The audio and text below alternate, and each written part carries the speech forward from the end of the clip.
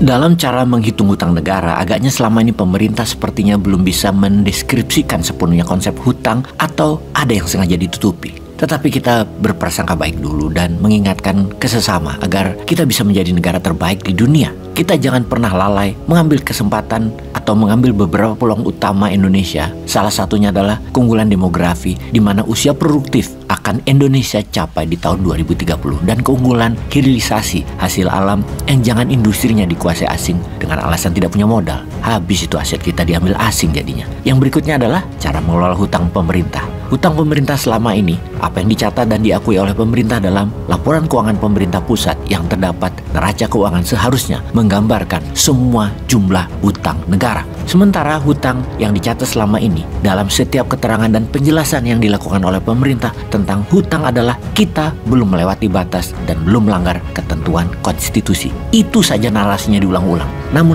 narasi pemerintah dan konsep hutang itu harus diperbaiki nalar berfikirnya. Kita tahu bahwa Menteri Keuangan selalu mengatakan utang RI masih 39% dari PDB. Kemudian membandingkannya dengan utang Amerika, utang Inggris, utang Jerman, dan Jepang yang hampir 200% terhadap PDB. Sebenarnya perbandingan itu tidak apple to apple atau fair. Karena yang dicatat oleh pemerintah 39% PDB itu hanya utang terkait pembiayaan APBN. Sebetulnya pemerintah punya hutang lain yang memberikan resiko kepada APBN dan keuangan negara. Ini poin yang berkali-kali kita minta pemerintah untuk jujur. Kalau kita mengacu pada pasal 12 Undang-Undang Nomor 17 Tahun 2003 tentang keuangan negara, ayat 3 menyebutkan rasio hutang pemerintah maksimal 60% dari PDB. Rasio 60% ini tidak disebutkan rasio hutang atas pembiayaan APBN, tetapi dicatatkan rasio atas hutang yang bersifat umum. Rasio 60% tidak ada pada norma pasal, tapi dicantumkan dalam penjelasan undang-undang. Hal itu konstitusional, jadi harus semua hutang dilaporkan. Kita sudah lama teriak-teriak mengusulkan agar penyebutan angka rasio hutang itu untuk disebutkan pada batang tubuh undang-undang dan bukan pada penjelasan undang-undang. Namun pemerintah terus menolak. Ada apa?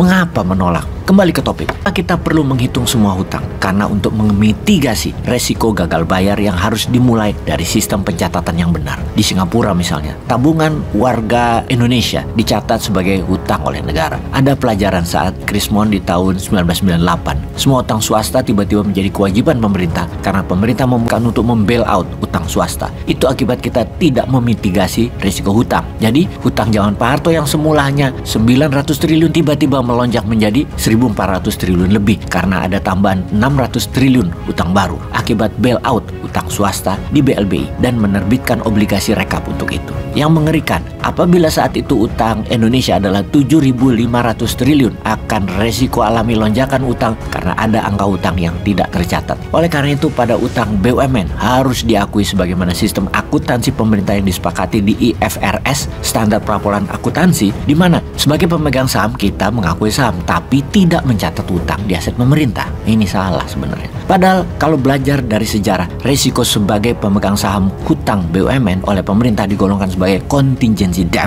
sehingga dengan alasan sebagai kekayaan negara yang dipisahkan maka tidak dicatat dalam risiko pencatatan hutang adalah salah besar. BUMN itu aset negara, jadi kalau berhutang ya hutang negara. Istilah negara dipisahkan dalam pengelolaan adalah benar. Regulator tidak cawe-cawe bisnisnya, namun dalam masalah risiko bisnis termasuk hutang harus. Jadi kalau ada BUMN rugi atau dikorup, pejabatnya yang melakukan itu boleh dikategorikan melakukan kejahatan subversi. Hukum mati di tempat juga boleh. Baik, kita perdalam masalah hutang terlebih dahulu. Dalam kasus-kasus BUMN yang dipilotkan seperti pabrik kertas Leces, Merpati, kertas Basuki Rahmat, dan lain-lain, kan penanggung jawab penuh lalu menggunakan skema APBN pembayarannya. Yang paling akhir adalah kasus Jiwasraya sebesar 20 triliun. Itu mempengaruhi postur belanja APBN melalui mekanisme PMN atau penanaman modal negara yang menjadi kunci. Bahwa resiko utang itu mempengaruhi langsung cara kita mengelola ruang fiskal APBN karena kita hanya mencatat aset dan tidak mencatat hutangnya. Padahal angka 20 triliun itu semula tidak nampak dalam neraca kita. Walaupun ada. Kita lanjut. Dalam kasus BUMN Garuda yang gagal membayar leasing lalu di PKPU kan, itu juga tidak tergambar sebelumnya dalam neraca APBN. Hanya tergambar bahwa kita punya modal sekian triliun di Garuda. Pengeluaran atau belanja PMN itu digunakan untuk membayar BUMN yang bangkrut. Padahal itu membayar utang,